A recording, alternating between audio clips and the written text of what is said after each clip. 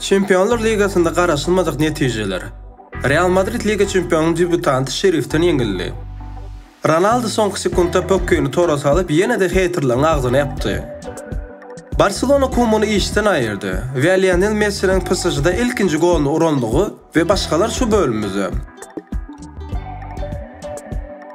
Aranızda ağza olmadıklarınız bar olsa ağza olup gollap dilersiniz olsa. Futbol təzəliklərinin 5-ci bölümünə olsa başlayaq.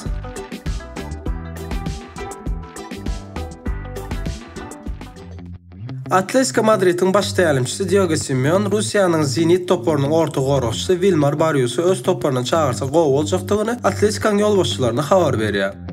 Madridli topor olsa öz gezeginde Kolumbiyalı oyunça 15 milyon euro töləb biləcəyini aytdı. Eğer Zenit buna razı olsa qışqı transferde oyuncu Atletico Madrid'e geçer.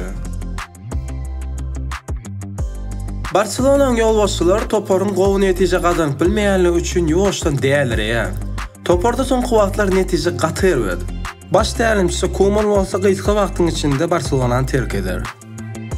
Toporun yolbaşçıları olsa Juventus'un qoruqçusu Matthijs de Ligt'i öz toporuna çağırma üçün Juventus'a öz lideri Memphis Depay'ı hem de Ter Stegen'i hödürlüyor. Real Madrid'in yolbaşçılar Eden Hazard'ı satacaq qoyla. Oyunçunun sonqı 7 oyundan beri oynayışı baş təlimçi hem de Real Madrid'in yolbaşçılarına yakın ol. Neticede Hazard Real Madrid'den terk edəymesi.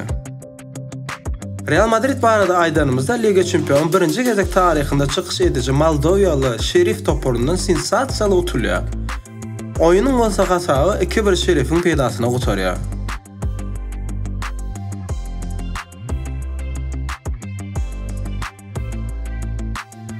Porto öz öyündə Liverpool'u qabul etdi. Oyunun neticesi 5-1 Liverpool'un peydasına qutardı.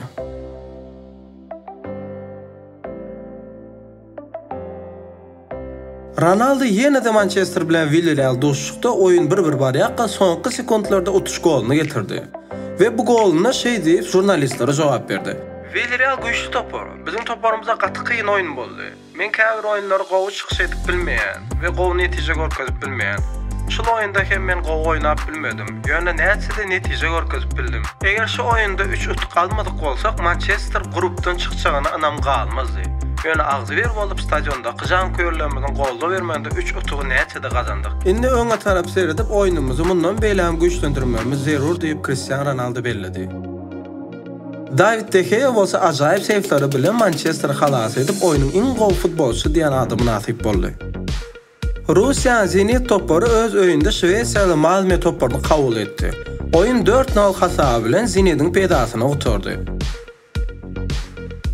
Yine de Çempionlar Ligasının çayağında PSG bilen Manchester City duştu. Oyun 2-0 bilen PSG'nin tarafından oldu. Ol duşukta ahir sonu Lionel Messi debut golunu saldı. Acayip gol olsa ekranlarınızı görüp bilirsiniz dostlar.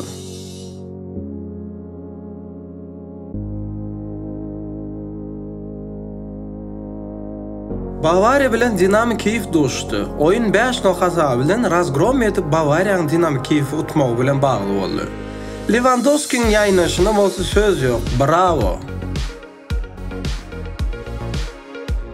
Gelin indi Çempionlar Ligasının ikinci tapqırının ähli toporlarının netijelerini syn edelim. Bol oyunlar heptani ikinci günü yani 28 sentyabrda bolan oyunlar netijeleri ekranlarınızda görüp bilirsiniz.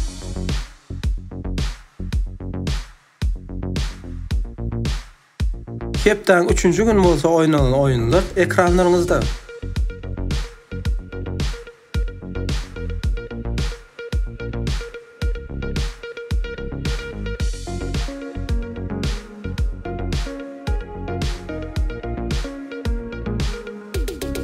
Avrupa'nın çempionlarının arasında indi bolsa grupların arasında kim näçinji ýerde barýanyny hem syn edelim.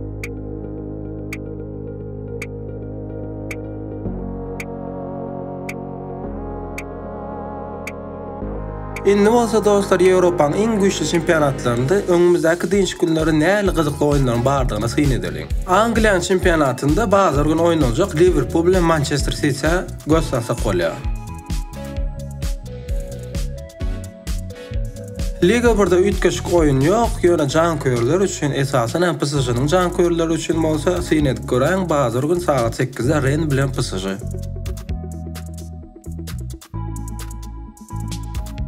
La Ligada bolsa iň bir gyzykly oýunlaryň biri Atletico Madrid bilen Barcelona. Barcelona gowy düzelmese gaty kyn ýagdaýlar dostlar.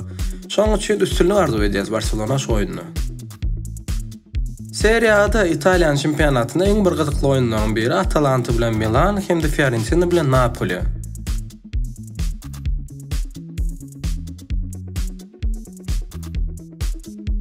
Germaniýa çempionatynda Bundesligada bolsa Bavaria bilen Eintracht oýnaýar.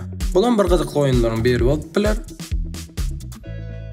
Ýewropanyň iň güýçli çempionatlarynda esas oýunlar şundan ibarat. Dowam edýär. Dostlar, şu taýda bir peýdaly maglumat aýdyp geçeýin. Käbir dostlarymyz TikTokda, Instagramda ýazypdyr. Angliýa çempionatyny haýsy kanaldan görüp bolar diýip.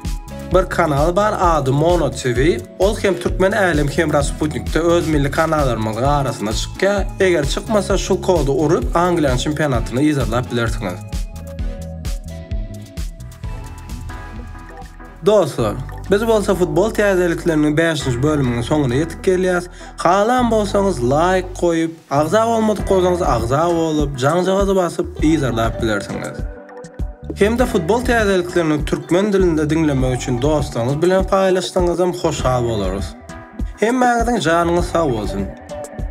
Indiki bölümde görüşýänçek, hoş, sag bolun.